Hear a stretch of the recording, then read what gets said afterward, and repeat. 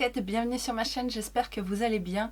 Aujourd'hui on se retrouve un petit peu pour parler tout simplement et parce que je vous ai proposé de faire une FAQ, donc une foire aux questions, pour que vous puissiez être les plus curieuses possibles. Et vous n'avez pas été si curieuse que ça, vous avez été sage, soft, donc voilà, je vais me prêter à ce jeu-là.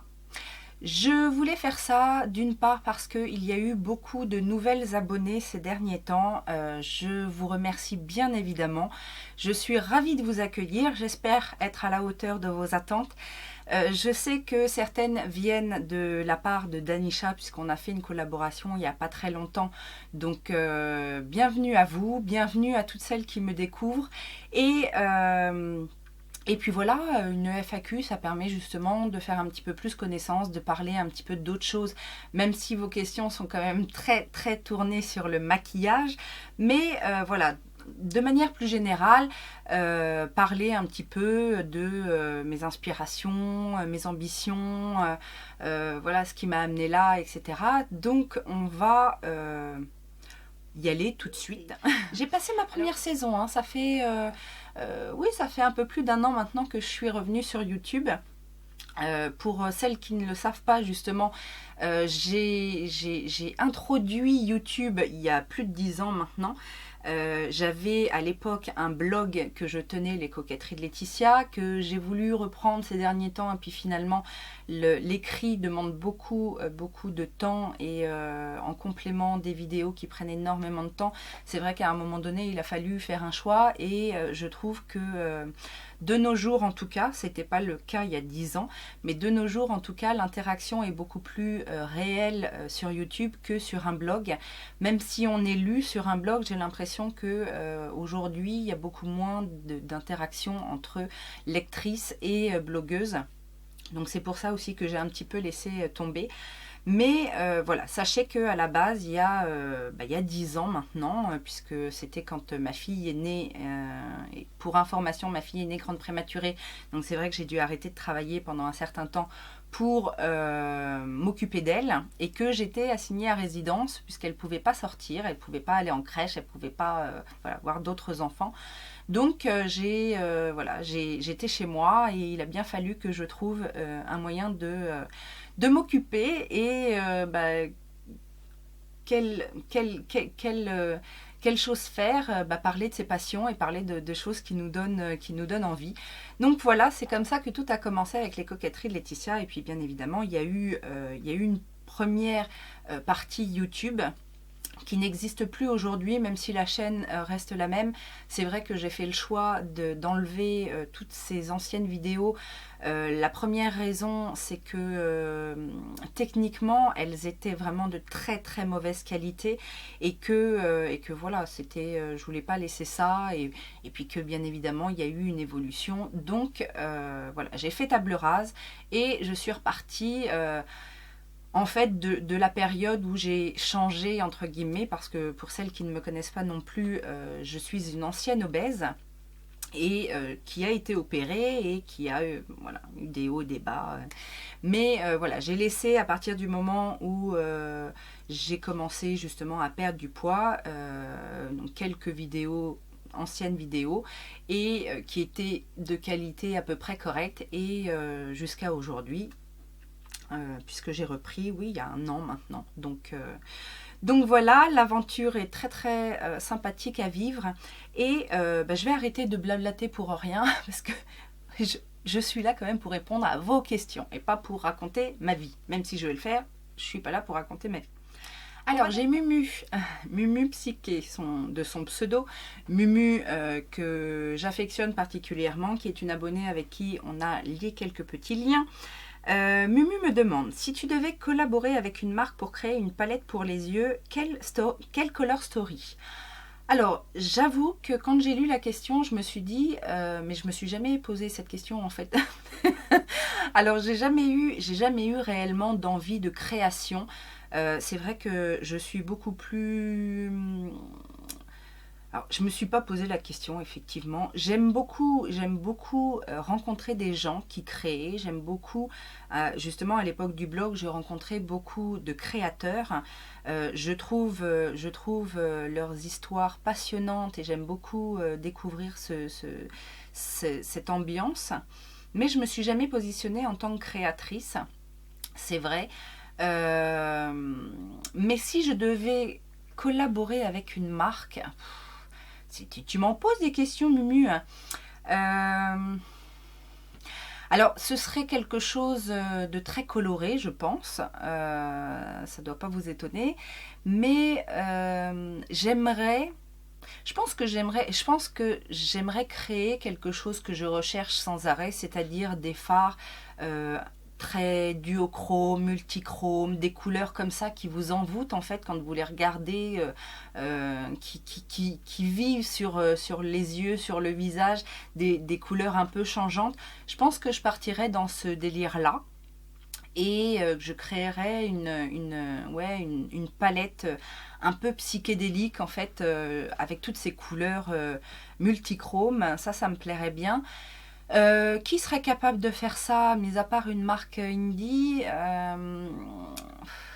Je pense que Colourpop est capable de faire ce genre de choses.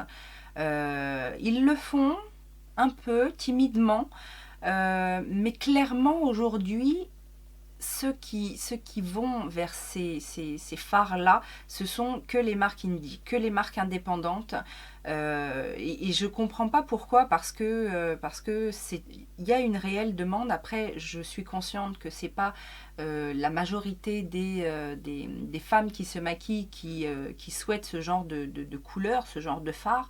Mais il y a une réelle demande quand même. Et même si certaines marques en mettent un peu, genre un phare ou deux par-ci par-là dans les palettes, il y a pas vraiment... même Linda Alberg a essayé avec sa palette de 4 phares, là, mais les couleurs sont assez classiques en fait. Donc,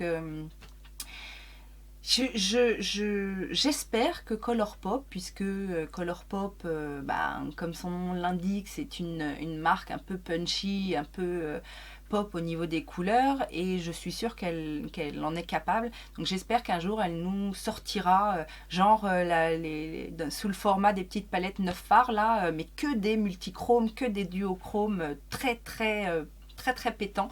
Voilà, c'est un petit peu mon rêve parce qu'il n'y a pas voilà, il y a pas ce que je recherche. J'aimerais une palette avec que des fards comme ça.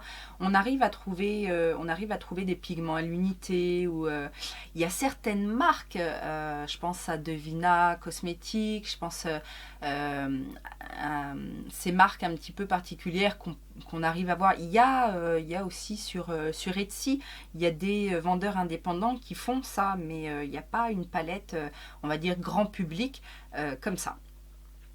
Voilà, j'espère que ça te convient, Mumu. Mumu a été quand même très curieuse puisqu'elle a posé plusieurs autres questions. Elle me demande: à quel âge t'es-tu maquillée pour la première fois? Je pense que j'ai commencé à me maquiller vers l'âge de 13-14 ans, ou si je l'ai fait un petit peu avant, ça ne devait pas être grand-chose. Mais vraiment, j'ai commencé à mettre les doigts dans les fards et dans le maquillage à 13-14 ans. Voilà, même si... Alors, ma mère ne m'a jamais dit quoi que ce soit.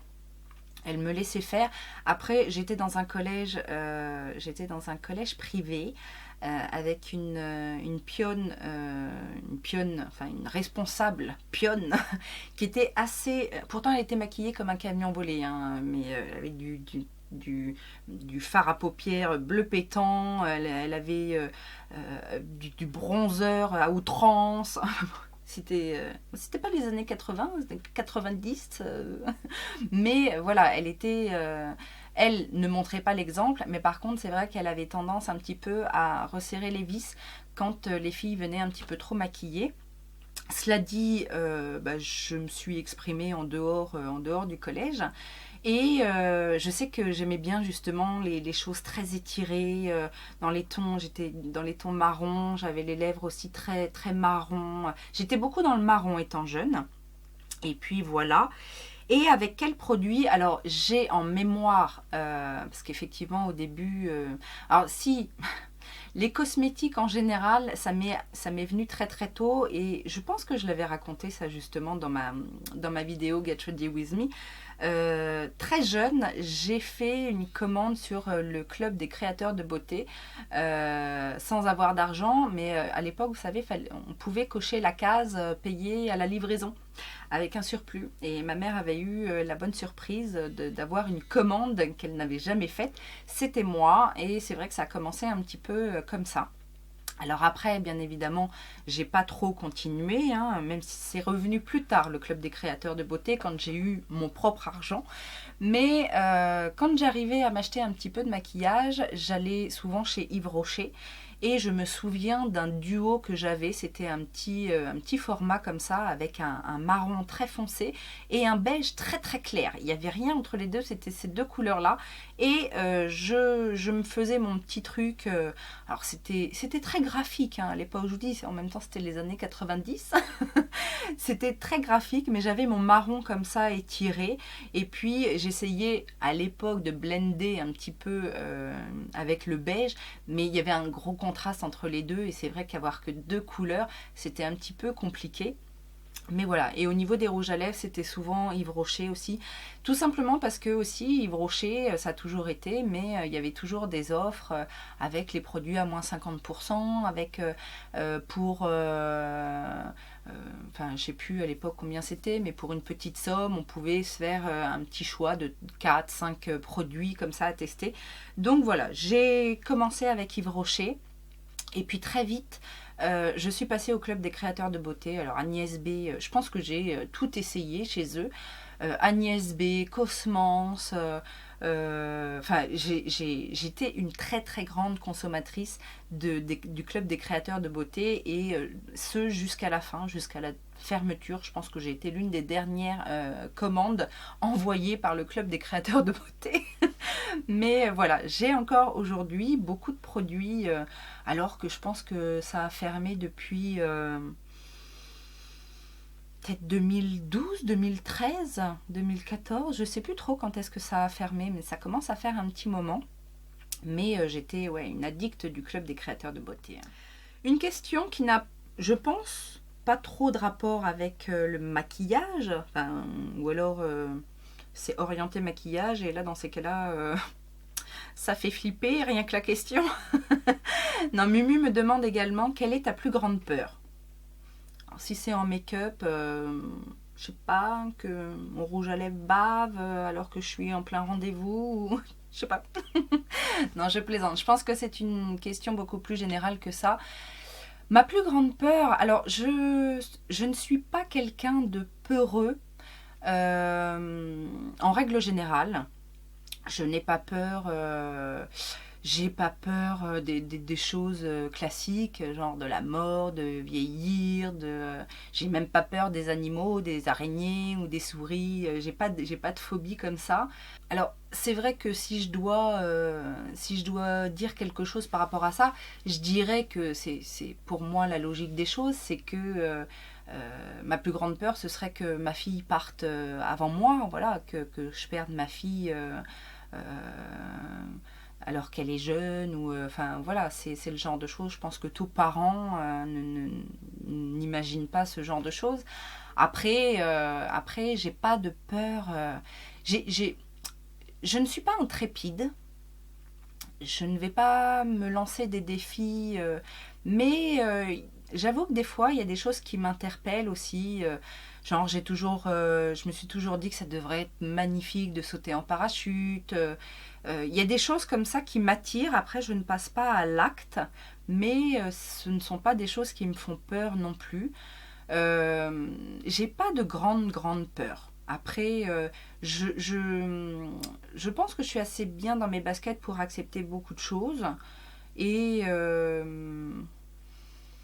mis à part perdre ma fille, j'ai pas de peur, il n'y a pas de choses auxquelles je pense.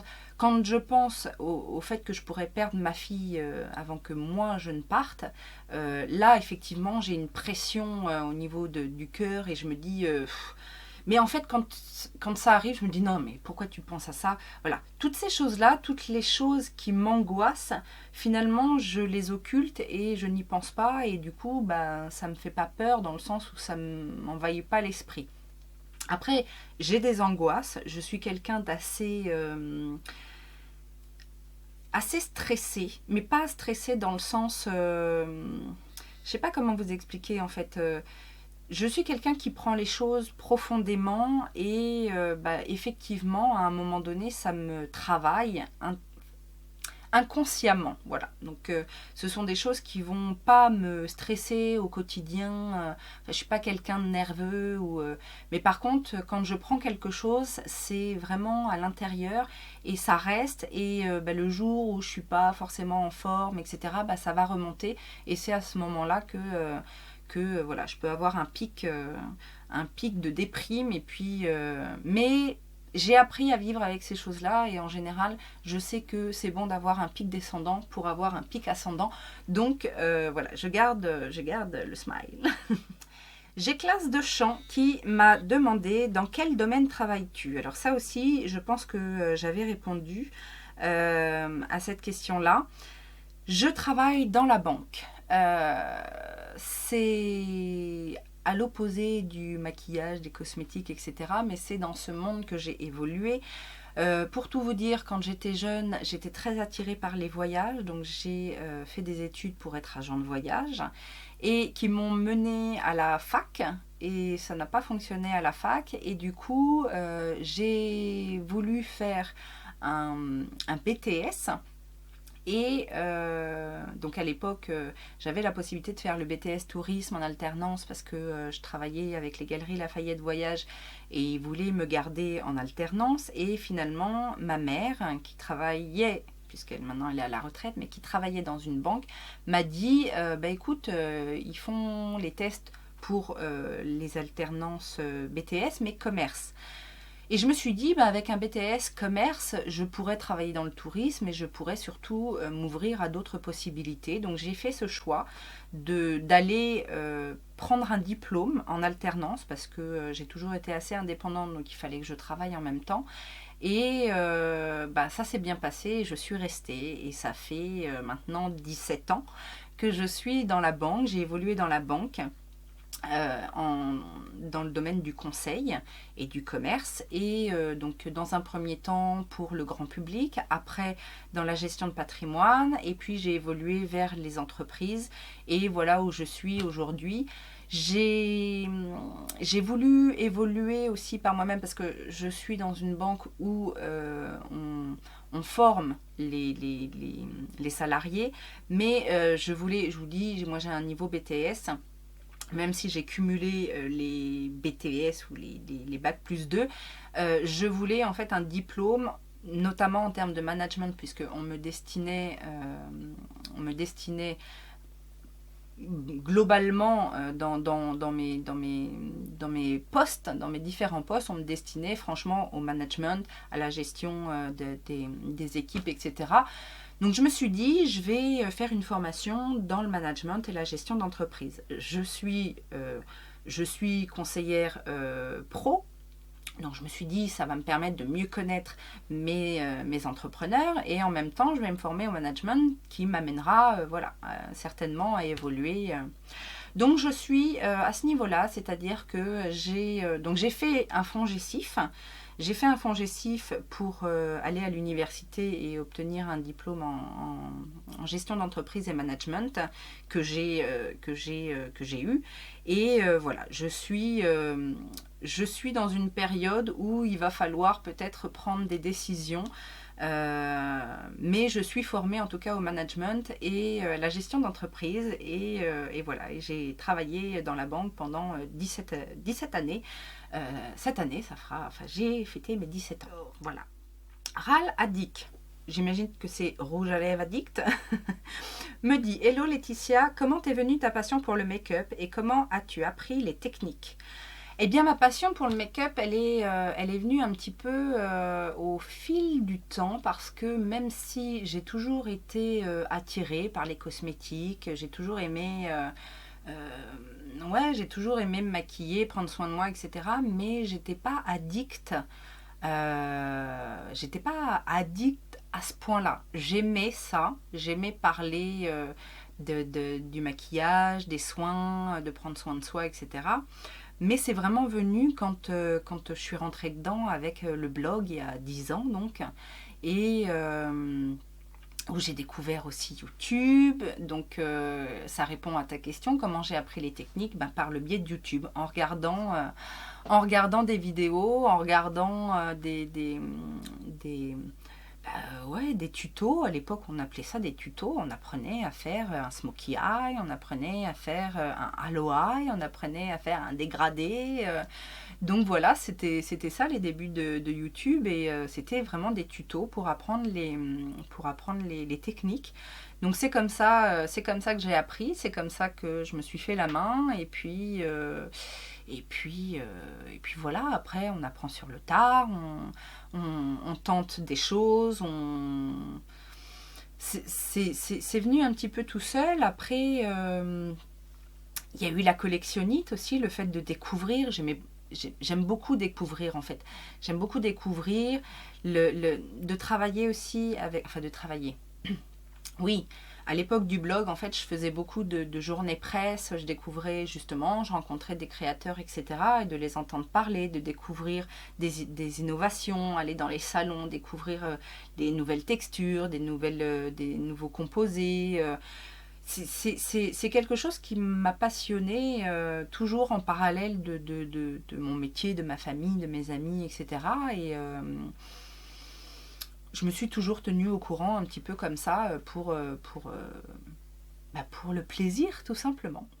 Jenny0410 est un petit peu curieuse puisqu'elle me demande quel est mon budget make-up. Alors, énorme. Mon budget est énorme, vous devez bien vous en douter en voyant mes hauls. Alors, je limite la casse, entre guillemets, en achetant vraiment que avec des réductions. Vous savez bien que je suis un petit peu toujours à la recherche des meilleurs bons plans. Je fonctionne toujours avec les sites de cashback, les sites de vente privée. J'aime aussi le make-up petit prix. Voilà. Il y a quelque chose en moi qui m'oblige à, quand j'achète forcément avec une réduction. C'est un mot d'ordre. Mais justement parce que je suis une grande acheteuse, que je peux être une acheteuse compulsive, que je peux être aussi très facilement influencée, et que je peux acheter du make-up à 1 euro comme je peux acheter des palettes Natasha Denona à 200 euros. Donc mon budget, j'ai entre guillemets la chance d'être à l'aise, parce que j'ai travaillé pour, et que vous comprenez bien que travaillant dans la banque et étant gestionnaire et conseillère, je suis la première à qui j'ai donné mes conseils, n'est-ce pas? Et même si je ne suis pas riche, bien évidemment, je suis à l'aise, et je peux me permettre aujourd'hui de dépenser, parce que pendant des années, je me suis serré la ceinture, que j'ai toujours fait attention, etc.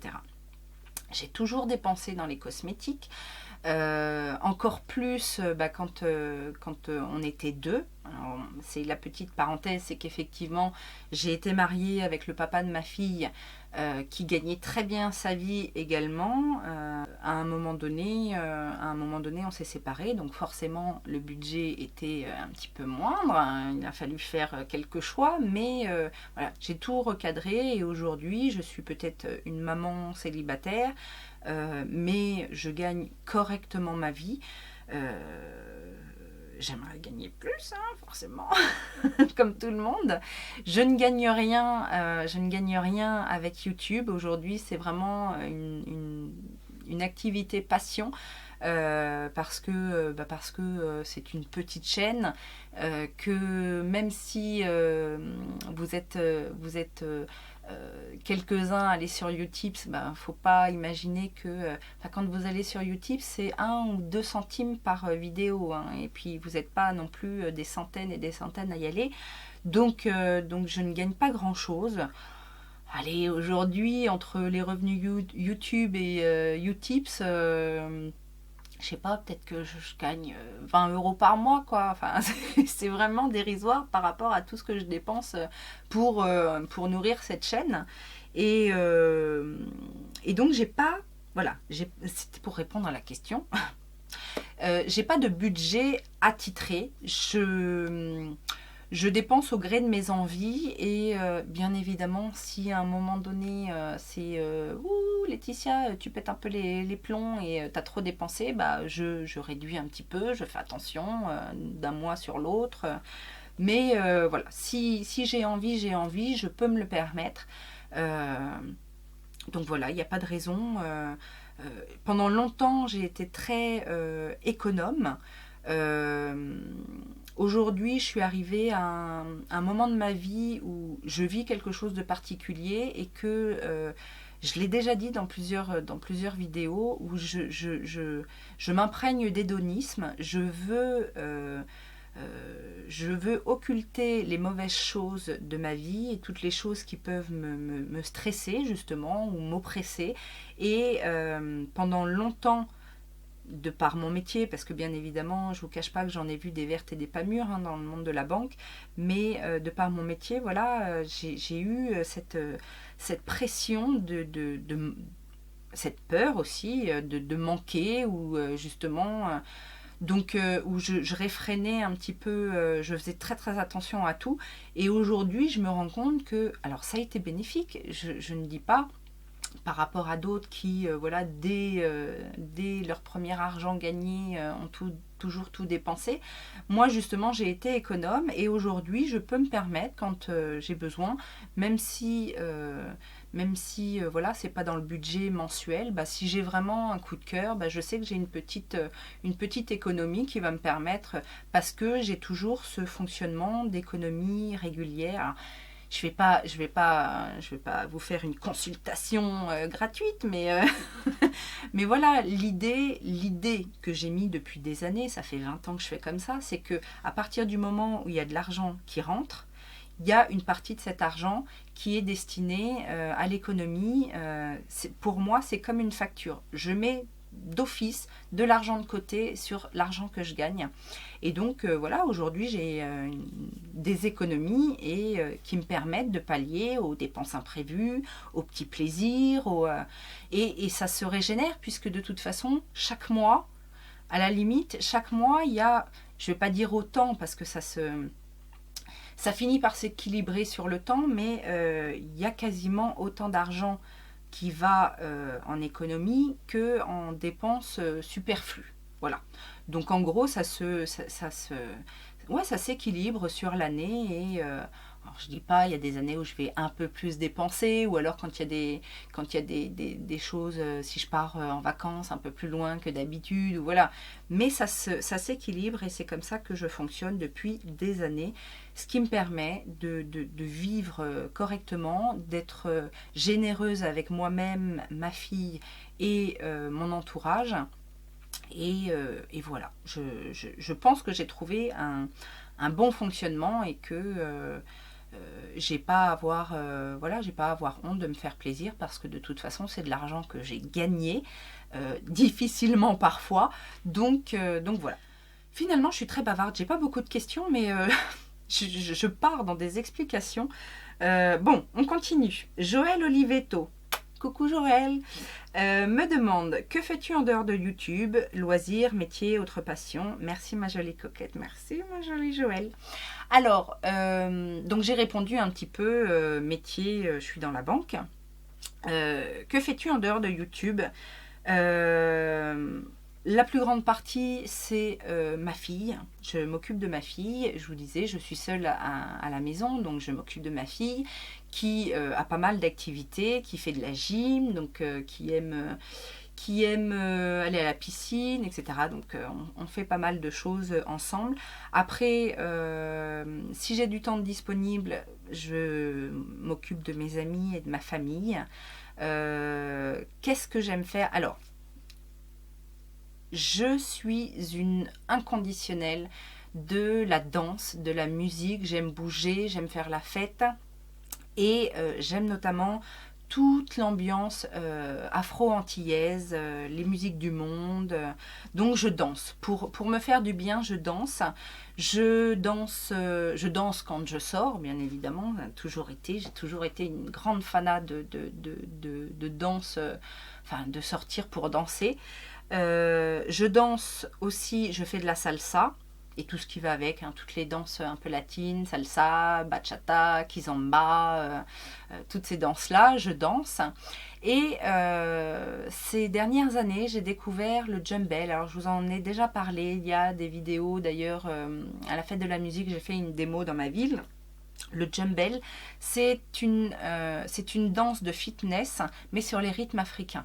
Et donc j'ai découvert ça quand j'allais dans ma salle de sport. Donc j'avais un prof africain qui... alors j'ai toujours baigné dans cet univers-là, donc pour moi c'était assez facile de rentrer dans le truc. Et quand j'ai découvert ça, je me suis dit, mais ça c'est mon sport. C'est le truc qui me fait kiffer, mais grave. C'est-à-dire que j'allais à la salle et je prenais un plaisir de malade. Donc je suis devenue accro, tellement accro qu'un jour mon prof m'a dit, mais attends, il faut que tu passes ta certification de Djembel et que tu fasses ça, que tu donnes des cours toi aussi, parce que alors lui il me disait, tu as un peu plus la pédagogie que moi. Lui c'est un Africain, donc il danse un peu sur enfin c'est dans son sang quoi. Donc au niveau de la pédagogie, il n'avait pas trop ça, alors que moi justement je savais expliquer les pas et tout. Donc je me suis lancée là-dedans, j'ai passé la certification de Djembel, donc je suis instructrice Djembel. J'ai pendant pas mal de temps, en fait, j'ai donné des cours dans cette fameuse salle. Et puis, il y a eu, à la rentrée, il y a eu un remaniement. Donc, les cours de Djembel ont été annulés. Et donc là, justement, je cherche... alors, j'essaye de m'organiser, mais je cherche d'autres salles ou peut-être un autre format, peut-être par le biais d'une association, quoi que ce soit, pour donner des cours de Djembel, parce qu'il y a une demande par chez nous, mis à part lui, mais du coup il a arrêté, il n'y a pas d'autres instructeurs, et que à chaque fois que je fais une démonstration, on me dit mais ça se passe où? Donc voilà, le Djembel c'est vraiment mon truc. Mais voilà, j'aime danser, j'aime ça me libère l'esprit. C'est ça et le maquillage, ce sont les deux choses qui, quand je suis seule. Oui, je danse toute seule chez moi. J'ai d'ailleurs une salle de danse pour créer mes chorégraphies, etc. Comme je crée mes maquillages. Mais voilà, ce sont principalement mes hobbies. Le maquillage fait partie de mes hobbies. Je n'imagine pas ne pas passer une journée au moins à prendre soin de moi, mes cosmétiques, etc. C'est mon univers et ce sont mes hobbies que j'essaye de partager un maximum. Alors, un peu avec mes proches, mais c'est pas autant qu'avec vous. Avec vous, on parle le même langage, quoi. On a le même vocabulaire. Donc voilà mes hobbies. Ensuite, j'ai Papillon de Vie qui me dit « Coucou, alors moi j'aimerais savoir d'où est venue cette passion pour le make-up. Gros bisous. » Eh ben, j'ai répondu à cette question. Ça m'est venu un peu comme ça, au fil du temps, au fil de... Et puis aussi au fil de... Je pense que c'est une passion qui était en moi et qui a grandi non seulement avec le blog, parce que du coup j'ai su m'exprimer, j'ai su exprimer aussi ma créativité, et il y a eu un rendu, c'est-à-dire qu'avec YouTube, justement, on rencontre des gens qui ont la même passion, donc ça développe aussi l'envie, ça développe aussi la recherche qu'on peut avoir, et quand on regarde d'autres youtubeuses, quand on va un petit peu plus loin, on en apprend un peu plus, et du coup ça grandit comme ça, et je pense que plus on est dedans, et plus c'est comme toute passion en fait, ça nous fait frétiller. Donc voilà, je pense que j'ai répondu à cette question. Alors, Isabelle Paradis. Alors, elle me pose plusieurs questions. Coucou, quelle est ta marque préférée de make-up? Ouh, j'en ai pas. Je peux pas dire une marque préférée, il y en a tellement. Et puis, chaque marque a son attrait en fait. C'est-à-dire que pour une marque, même si chaque marque propose de tout, du teint, des yeux, des ongles, enfin, il va y avoir des choses pour lesquelles je suis plus attirée dans une marque. MAC par exemple, c'est vrai que je suis plus attirée pour les rouges à lèvres. Colourpop, je suis plus attirée pour les fards à paupières. Qu'est-ce qu'il y a Enfin voilà, il y a des marques, il y a des marques que j'affectionne beaucoup, mais pour quelque chose en particulier. J'ai pas une marque préférée. Après, bien évidemment, la marque parfaite, c'est la marque qui propose plein de choses jolies, qui fonctionnent, qui n'est pas chère, qui se renouvelle régulièrement, qui fait attention à ses consommateurs. Voilà. Mais j'ai pas de marque préférée. Je peux pas dire ça, c'est ma marque préférée. Reçois-tu des produits gratuitement? Non. J'en ai reçu à l'époque du blog, mais je vous parle de ça, c'était il y a 10 ans, donc c'était pas du tout le même monde. Et comme je faisais partie, entre guillemets, des premières, j'ai beaucoup travaillé avec des agences de com qui m'envoyaient beaucoup de produits à tester. J'ai travaillé avec des marques en direct, mais aujourd'hui, je l'ai mis d'ailleurs tout en bas de la barre d'information, cette chaîne est sponsorisée par ma carte bleue. Je reprends l'expression de Laurette. Pour l'instant, je ne dis pas que ça ne viendra pas, mais pour l'instant, je ne reçois pas de produits gratuitement. En dehors de YouTube, mais ça n'a rien à voir, je peux recevoir parfois, mais c'est une fois dans les nuées, un produit gratuitement parce que je fais des fois je vais sur Beauté Test et qu'il y a des tests gratuits parfois. Là, j'ai reçu justement une essence de la marque Saève à tester. Je l'ai reçue gratuitement, mais parce que j'en ai fait la demande sur un site qui propose des tests gratuits, etc. Mais sinon, on ne vient pas me voir pour me proposer quoi que ce soit. Et donc, je continue la question. Donc, reçois-tu des produits gratuitement? Est-ce que tu aimerais ou penses comme Danisha? Alors, j'aimerais dans le sens où effectivement je suis ouverte à tout et que si on me contacte en me faisant découvrir une nouvelle marque ou un nouveau produit ou une innovation, je suis bien évidemment ouverte à tout ça. Après, je pense comme Danisha, c'est-à-dire que je suis fière d'avoir mon libre arbitre et j'aurais du mal en fait à faire pas des partenariats. Les partenariats, à partir du moment où le mot d'ordre il est clair, c'est que quoi qu'il arrive, je dirai ce que je pense. Et que la marque ou que la personne en face, le partenaire, l'accepte, ok. Si j'ai un cahier des charges, alors il faut parler de ci, il faut parler de ça, voilà, que le partenaire me met une liste, non, là ça m'intéresse pas parce qu'effectivement, je suis là pour partager avec le cœur et moi aujourd'hui, et puis vu la communauté que j'ai, c'est pas un métier YouTube, c'est vraiment, moi j'ai vraiment l'impression quand je me mets derrière la caméra, j'ai vraiment l'impression de m'asseoir à table avec des copines, avec qui on va discuter de choses qui nous plaisent.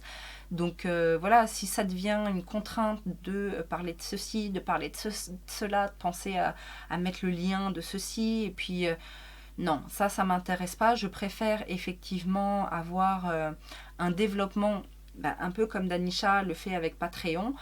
Moi, je travaille avec Utips pour l'instant uniquement avec les pubs, mais si j'avais à intensifier, alors aujourd'hui, heureusement, j'arrive à intensifier la chaîne avec mes propres moyens, mais voilà, si ça doit évoluer autrement, ce sera grâce à vous et parce que justement vous me soutenez, que vous avez envie qu'on intensifie la relation ou Aujourd'hui, on ne me demande pas, comme certaines grandes youtubeuses peuvent avoir, mes abonnés ne me demandent pas de tester ceci ou de tester cela, etc. C'est ma programmation, c'est moi qui l'a fait et aujourd'hui, je n'ai pas de demande. Après, bien évidemment que dans ces conditions-là, si j'en avais, je ne pourrais pas les assouvir, puisque je n'ai pas, sauf si ça rentre dans mes choix personnels. Mais aujourd'hui, j'aime bien le fait que effectivement mes choix peuvent vous correspondre, et puis qu'on en discute, et puis vous aimez la même chose, ou vous aimez pas la même chose, et il y a un partage comme ça, il y a je ne demande pas à ce que vous me demandiez de tester tel ou tel produit, parce que de toute façon, aujourd'hui, je ne pourrais pas répondre à cette demande. Donc voilà. Donc oui, effectivement, je pense comme Danisha, j'aimerais intensifier les choses, mais aujourd'hui, ma vie ne me permet pas non plus de faire que YouTube. Donc voilà, je pourrais pas gérer comme Danisha avec Patreon, etc. Puisque moi à côté, je suis seule à gérer ma vie, à gérer ma famille, etc. Je peux compter sur personne. Donc aujourd'hui, vous voyez bien, 20 € par mois, c'est pas possible de travailler que pour YouTube. Hein. Même si je fais des vidéos tous les jours, au nombre qu'on est, ça n'est pas possible. Donc j'en ai conscience et je ne veux pas aller plus vite que la musique, comme on dit, et voilà. Quelle est ta youtubeuse make-up préférée? Ma youtubeuse make-up préférée. Alors, j'en ai préféré, j'en ai pas vraiment. Après, il y en a qui ressortent un petit peu. En termes de technique, par exemple, j'aime beaucoup Marion Caméléon parce que j'aime ce qu'elle fait. Je trouve qu'elle a une patte vraiment limite parfaite. Donc, j'aime beaucoup ce qu'elle fait. Maintenant, c'est quelqu'un que j'aime beaucoup, que je respecte, mais avec qui j'ai pas d'échange, donc ça va que dans un sens. Donc je l'aime beaucoup pour sa technicité, mais j'ai beaucoup d'autres youtubeuses avec qui j'ai un lien, et en fait c'est ça que je recherche sur YouTube, et voilà, et le fait de créer un lien avec d'autres personnes qui ont la même passion, c'est ça qui m'intéresse. Maintenant, il y a le YouTube partage. Et là, dans ces cas-là, j'ai plein de youtubeuses préférées avec qui je communique et puis avec qui il y a vraiment un lien particulier, limite d'affection. Elles se reconnaîtront, je suis sûre. Et puis, il y a le YouTube, on va dire, information voilà, où je vais aller piocher des choses, mais où je sais qu'il n'y aura pas... il n'y aura pas de suite en fait, c'est juste, ce sont des youtubeuses que j'admire, je laisse des commentaires, etc. Même si c'est arrivé qu'elles répondent, etc. Voilà, je sais que ça va que dans un sens, et là, c'est juste aller piocher de l'information, de la technique, ou c'est des choses comme ça. Maintenant, j'ai pas de youtubeuse préférée. Il y a des gens que j'admire, il y a des gens que je regarde, il y a des gens que je soutiens, il y a des gens, il y a un petit peu de tout, et puis j'aime en découvrir encore et encore. Donc ça se trouve, ma youtubeuse préférée, elle est à venir, elle n'est pas encore sur YouTube. Aimerais-tu faire un swap, et avec qui? Je suis ouverte à toute proposition. D'ailleurs, j'aimerais, si c'était possible, j'aimerais faire des collabs ou des swaps chaque mois avec tout le monde. Si j'en ai fait, j'ai fait le swap de l'enfer. Si vous ne l'avez pas vu, je vous conseille d'aller voir ça, c'est un moment mémorable. Le swap de l'enfer avec Tortue Beauty, où on a rigolé, mais c'était... bon, bref. J'ai fait des partenariats, mais c'était pas des swaps. Après, en termes de swap, moi j'aime beaucoup l'idée. Alors je crois que celle sur qui j'ai vu, enfin la chaîne sur laquelle j'ai vu ça, c'est la chaîne d'Elodie Moitou. Le swap, j'aime le swap vide tiroir. J'aime l'idée, voilà, d'échanger parce que ça nous a pas convenu ou parce qu'on a envie de faire un cadeau, etc. Le swap où on achète des choses, Alors déjà, je trouve ça super compliqué parce qu'en général, on fait un swap avec une make-up addict et de savoir tout ce qu'elle a et ou ce qui lui plairait. Alors ce qui lui plairait, oui, puisque en général, on fait un swap avec quelqu'un qu'on connaît bien, mais de ne pas se planter sur ce qu'elle a ou sur ce qu'elle n'a pas. Et puis il y a l'idée du budget aussi parce que c'est compliqué, enfin j'imagine en tout cas que c'est compliqué de se définir un budget, de le respecter. Enfin, en général, quand on fait un swap, on ne respecte jamais le budget. Mais par contre, c'est vrai que l'idée du swap vide-tiroir, où justement on échange des choses de nos propres collections, ça je trouve ça super sympa, super intéressant. Ça ne me dérange pas du tout de s'échanger des trucs d'occasion et de faire tourner. Moi-même, dans mon entourage, je le fais, en fait. Enfin, je donne plus que je ne swap, mais ça arrive aussi. Et donc voilà, si je pouvais le faire, en général, les produits que j'utilise peu ou que voilà, je sais qu'ils sont bien, mais que je les utilise pas assez, je les donne à mes proches. Ou alors quand j'ai une copine qui me dit ah, je cherche un truc comme ça, bah, je dis attends, je vais te faire essayer un truc. Donc d'office, je le fais avec mes proches. Donc de le faire avec une youtubeuse que j'apprécie, en plus, ce serait l'idéal. Mais j'ai pas non plus. Si vous êtes youtubeuse et que vous avez envie de faire un partenariat ou un swap avec moi, je vous invite à me contacter. Je suis tout à fait ouverte à tout. Alors justement, j'en parlais. Tortue Beauty, ma petite chérie d'amour, c'est ma petite tortue ça, que j'adore. Au passage, me demande Hello ma coquette, que penses-tu des commentaires négatifs ou autres critiques non constructives, pouces en bas, jugements gratuits, etc. Bref, tout le côté un peu négatif qu'on peut recevoir parfois en tant que youtubeuse. Alors, c'est une très bonne question, merci Tortue de l'avoir posée. J'en avais déjà parlé, notamment des pouces en bas. Je ne comprends pas les pouces en bas. Et les commentaires négatifs, surtout dans le monde du YouTube beauté. Je veux dire, enfin, on parle make-up, quoi. Donc à un moment donné, il faut se calmer. Surtout que les pouces en bas, alors moi, j'ai remarqué, je vous ai souvent incité à me dire ce qui n'allait pas. Et d'ailleurs, quand on me fait une réflexion constructive, j'essaye d'y répondre avec mes arguments et surtout si je suis d'accord avec la personne, j'essaye de m'améliorer. C'est pour ça d'ailleurs que quand il y a un pouce en bas ou quand il y a une remarque négative à faire, je vous invite à le faire de manière très cordiale, n'est-ce pas? On n'est pas obligé de s'aboyer dessus, mais je suis à l'écoute en tout cas. La dernière fois, j'ai eu justement une petite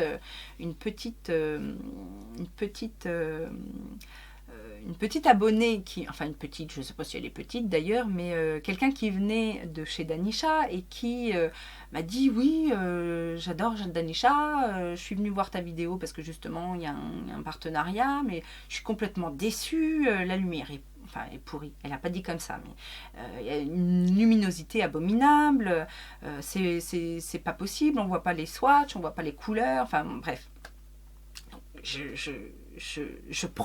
Je prends, j'essaye depuis de faire des efforts, je fais des réglages, j'essaye des choses. Je lui ai répondu, je lui ai dit, bah oui, je sais que c'est pas évident, je lui explique comment je filme, je suis devant une fenêtre, donc là il fait nuit, donc j'ai mis ma ring light, mais en même temps on n'a pas de swatch à faire, donc ça pose pas de problème. Et du coup je lui ai dit, maintenant je suis désolée, mais j'aurais bien aimé que tu te focalises sur le contenu et j'aurais préféré que tu me fasses une réflexion sur le contenu de... Voilà. Et du coup, on a discuté et finalement, elle me dit « Ah bah oui, effectivement, c'est vrai que je me suis un peu emballée, le contenu de tes vidéos est super, donc finalement, je vais passer outre la lumière, c'est pas grave. » Enfin, voilà. Et d'un côté, j'ai gagné une abonnée qui aime ce que je fais. De l'autre côté, moi, j'essaye d'améliorer ma luminosité, essayer de vous proposer des choses. Mais en même temps, s'il y a des choses que moi je remarque quand je fais mes montages, etc., je me dis, oh putain, la lumière elle est pourrie, j'ai pas eu de chance encore avec le temps, j'aurais dû allumer ma ring light, ou quand je l'allume, finalement c'est trop clair, enfin bon, bref. Donc, je vois des choses. J'ai eu un problème dernièrement au niveau de mon focus. Après, c'est gênant, mais des fois, je me dis, bah oui, mais bon, j'ai fait une super vidéo, ça m'embête de la refaire parce que le focus, il n'était pas bon. Donc, c'est vrai que je vous présente quelque chose qui n'est pas nickel, mais en même temps, c'est ce que je lui disais. Je dis, ici, on est sur une chaîne artisanale, donc... je sais pas quelle est.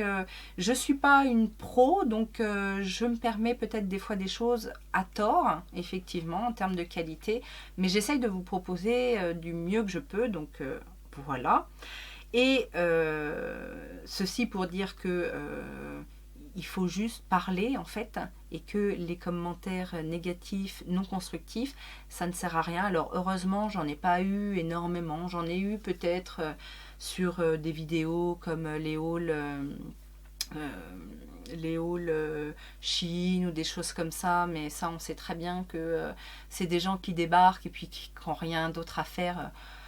En général, je réponds, je, je, je laisse, en général, je laisse les commentaires. Je n'ai jamais eu d'insultes. Ce seraient des insultes, je ne les laisserai pas, tout simplement parce que je suis respectueuse de mes abonnés qui peuvent lire les commentaires et que je ne veux pas d'insultes dans les commentaires. Mais quand ce sont des commentaires désagréables, je laisse, je réponds avec intelligence en général et on n'insiste pas. Bien souvent, on n'insiste pas et du coup... Et si c'est pas quelqu'un qui est là justement pour foutre sa merde uniquement, eh ben en général, on arrive à avoir une discussion. Ça m'est arrivé, hein, ça m'est arrivé d'avoir des discussions houleuses, notamment en termes d'environnement, d'écologie, etc., sur la surconsommation. Mais tant qu'il y a un échange, ça ne me gêne pas. Je conçois qu'on puisse avoir des idées, je conçois qu'on puisse avoir d'autres idées et d'autres points de vue que les miens. Donc tant qu'il y a un échange, ça va. Si c'est juste, t'es moche, t'es grosse, tu te maquilles comme une... Bon, bref, c'est pas, c'est pas constructif. Et puis alors, les pouces en bas, je vous ai déjà dit, je ne comprends pas cette chose-là. Si derrière, il n'y a pas un commentaire qui vient l'expliquer. Moi, j'ai remarqué un truc. Alors, je poste très tôt le matin, mais c'est parce que je suis levée très tôt. Quand je poste à 6 heures, en général, je suis debout depuis bien 1 heure et demie minimum.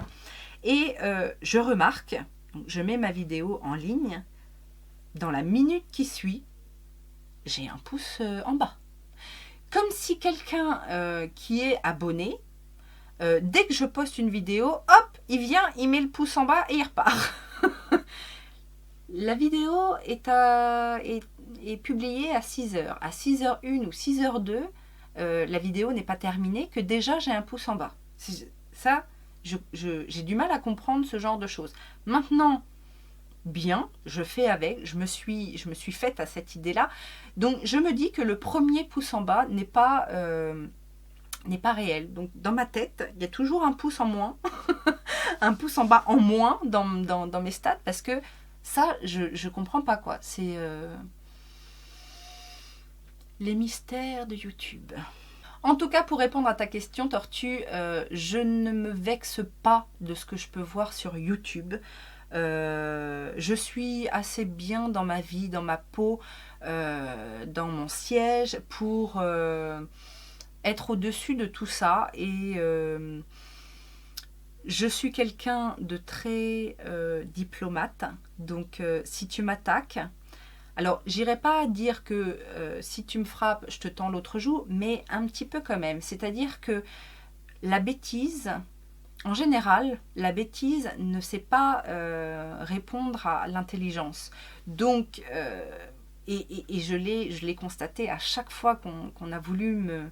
Je ne suis pas quelqu'un qui a des histoires, même dans la vie, hein, je ne suis pas quelqu'un qui a des problèmes parce que j'essaye d'agir intelligemment et que, en général, je vous le dis, la bêtise ne répond pas à l'intelligence.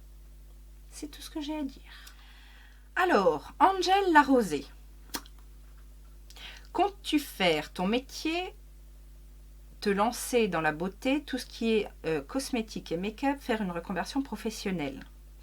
Alors, J'y ai pensé, puisqu'effectivement, chacun rêve de vivre de sa passion. Hein. Alors j'y ai pensé tout simplement, alors pas complètement dans la beauté, enfin la cosmétique pure. Je vous ai dit que j'ai fait un FONGECIF, donc où je devais faire en fait un business plan, et le business plan, ça devait être la création d'une entreprise, la création d'une activité. Et j'ai choisi de créer une activité de coaching parce que c'est quelque chose qui me parle depuis longtemps. Que moi, dans mon métier, ce qui me plaît, c'est l'accompagnement, c'est le conseil, c'est le fait d'apporter des réponses à quelqu'un, et que si je pouvais le faire dans un autre domaine que la banque, j'en serais ravie. Maintenant, c'est un concept alors, que j'ai pensé, hein, je vous dis, j'ai fait un business plan de 30 pages dessus, donc c'est quelque chose que j'ai vraiment travaillé, mais qui demande certains points qui aujourd'hui ne peuvent pas se mettre en place, notamment par rapport à mon métier. Et voilà, il y a des choses qui seraient possibles et que j'aimerais, mais ça reste au fond de ma tête. Donc l'idée, c'est du coaching où j'introduirais justement la beauté des cosmétiques, dans le sens où c'est un outil pour la reprise d'estime de soi, pour reprendre confiance en soi, pour obtenir pour aller vers certains objectifs. Donc c'est quelque chose qui serait un outil, mais je n'ai pas envie d'être maquilleuse ou voilà.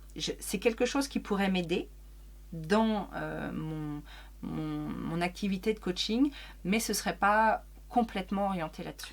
Alors, Kelagol Beauty me demande: coucou Laetitia, as-tu un amoureux? Oui. Quelle personne es-tu dans ta vie privée? Je pense que je suis quelqu'un de bien. C'est la première réponse. Je pense que je suis quelqu'un de bien, d'assez sage. Ça, je vous l'ai déjà dit aussi. Les gens apprécient mon expérience, et le fait aussi que je suis assez neutre. J'ai un esprit d'analyse assez sympathique, et qui me permet justement d'avoir du recul et de bien conseiller les gens. Et j'ai aussi un certain instinct. Je sens assez bien les gens. Et voilà. Par contre, je suis quelqu'un qui a très peu de personnes autour de moi. C'est pas que je suis solitaire, mais je suis très indépendante, et du coup, je ne m'entoure que des personnes essentielles qui m'apportent quelque chose, ou en tout cas à qui je peux donner sans me soucier, et en qui j'ai confiance en fait. Et il n'y a pas tant de personnes que ça en qui j'ai confiance, donc voilà. Mais voilà, je suis quelqu'un d'assez simple. Je suis une fille, une mère, une sœur, une amie aimante, et sur qui on peut compter. Et voilà, après, il faudrait que je fasse venir les gens qui m'entourent pour vous dire quel genre de personne je suis. Mais en tout cas, je suis pas quelqu'un. Je suis quelqu'un de calme, posé, réfléchi, et avec une petite touche de folie parfois. Il faut ce qu'il faut. Théobi hors make-up, petite coquine. J'ai répondu, hein, la danse, les amis, les choses simples de la vie en fait. Je suis pas quelqu'un de compliqué. Tes projets professionnels ou autres dans l'avenir, etc. J'ai un peu répondu aussi, c'est-à-dire que voilà, j'ai envie d'évoluer sur l'humain principalement. En fait, c'est ça, que ce soit dans la banque avec justement le management, parce que je pense qu'aujourd'hui dans nos grandes entreprises, ça manque certainement d'humain, d'empathie. Et je sais et je le prône, je sais qu'on peut combiner l'humain et la stratégie commerciale, les stratégies évolutives des entreprises. Il suffit juste d'être intelligent, mais bon, ça, je pense qu'il y a un petit problème encore dans ce domaine-là, dans les grandes entreprises. Mais passons. Voilà, je veux évoluer vers quelque chose d'humain, que ce soit à mon propre compte, que ce soit pour le compte de quelqu'un, mais je veux mettre à profit toute mon expérience et toute mon expertise pour faire du bien autour de moi dans de bonnes conditions. Je suis capitaliste, hein, donc je veux faire des profits. Je ne suis pas une bénévole dans l'âme, mais voilà, je sais qu'on peut faire des choses intéressantes, intelligemment, et je tends vers ça. Voilà. Stella Martin me demande quel âge as-tu? J'ai 39 ans. Oui, j'ai eu 39 ans. La fille qui ne sait plus. 39 ans. Je suis née le 14 août 1980. Quel est ton métier? Je l'ai dit. Je travaille dans la banque. Pourquoi YouTube? Parce que c'est comme ça. J'ai dit, c'est venu avec le blog, etc. Et puis le fait de partager. Ok. Ton premier maquillage? Mon premier maquillage à 13 ans. Voilà. J'ai répondu aussi. À quel âge tu as commencé à te maquiller? Quelles sont tes influenceuses préférées? Stella, j'ai déjà répondu à tout ça. Bon, voilà. Et Angel me repose. Ah cool, de quelle origine es-tu et habites-tu dans la région parisienne? Non, je n'habite pas dans la région parisienne. Je suis normande. Enfin, je suis normande. Non, je suis parisienne de naissance. Mais j'ai grandi en Normandie. Je suis dans la région de Caen, dans le Calvados. Plus précisément, si vous connaissez le coin, je suis vers Falaise, donc à la campagne. Je suis dans une grande maison à la campagne, au calme, loin du bruit, loin de tout. Je suis alors à la campagne, c'est un petit village quand même, voilà, qui vit un petit peu. Mais voilà, dans quelle région je suis. Je vous invite à vous faire connaître si vous êtes dans le coin. Et d'ailleurs, si vous êtes dans le coin et qu'on est assez nombreuses pour faire une petite réunion beauté, pourquoi pas, je serais ravie. Voilà, ce FAQ est terminé. Je pensais que ça irait vite parce que j'avais pas énormément de questions, mais finalement, je suis une grande bavarde. C'est comme ça, hein. Donc voilà, en même temps on est dimanche, donc profitons, et puis j'espère qu'on a passé un bon moment ensemble, que vous en savez un petit peu plus sur moi. N'hésitez pas à me dire si on a des points communs ou si vous avez réagi sur des petites choses que j'ai dites. On se retrouve demain pour une nouvelle vidéo et je vous fais plein de gros bisous. Je vous dis à très bientôt. Bisous, bisous, ciao.